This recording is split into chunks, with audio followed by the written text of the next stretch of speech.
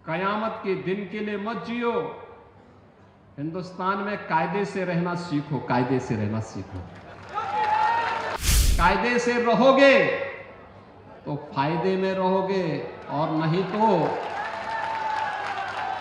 वह रास्ता सीधे जहन्नुम की तरफ ही लेके जाता है, कहीं और की तरफ नहीं लेके जाता है।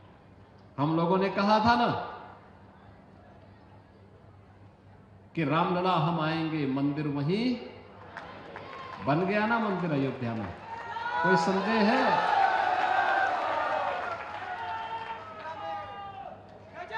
कोई संदेह है?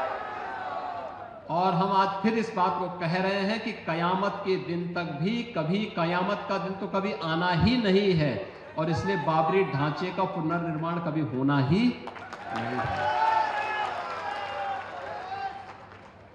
जो कयामत के दिन आने का सपना देख रहे हैं, ऐसे ही सड़ गल जाएंगे, कभी वह दिन आने वाला नहीं है।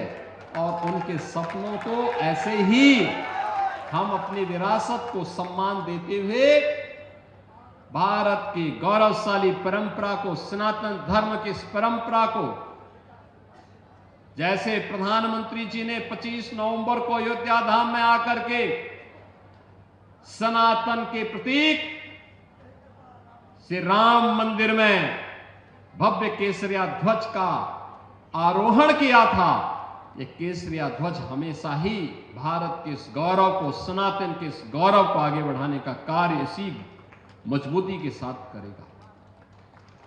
बहनों और भाइयों, आप याद करिए ना, अयोध्या में 500 वर्षों के बाद एक गौरवशाली क्षण हमारे सामने आया।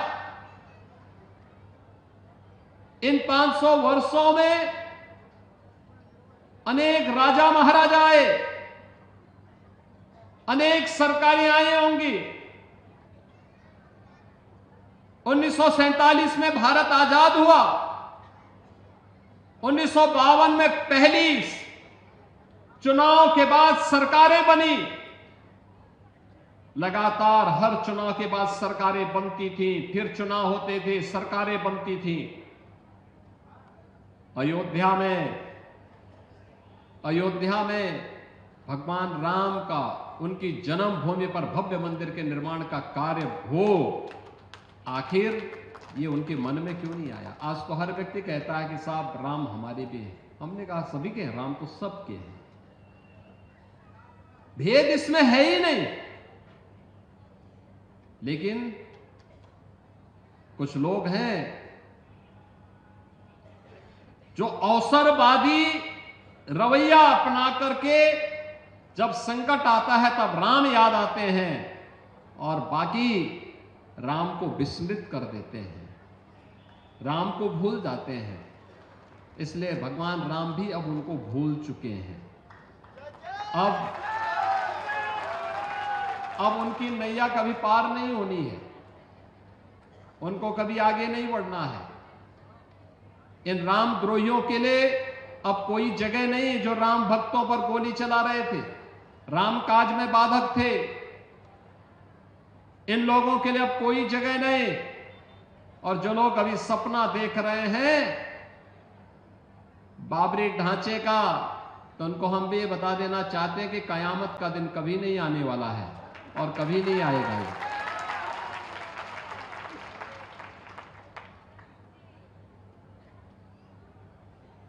कयामत के दिन के लिए मत जियो। हिंदुस्तान में कायदे से रहना सीखो, कायदे से रहना सीखो। यहां का कानून मानो,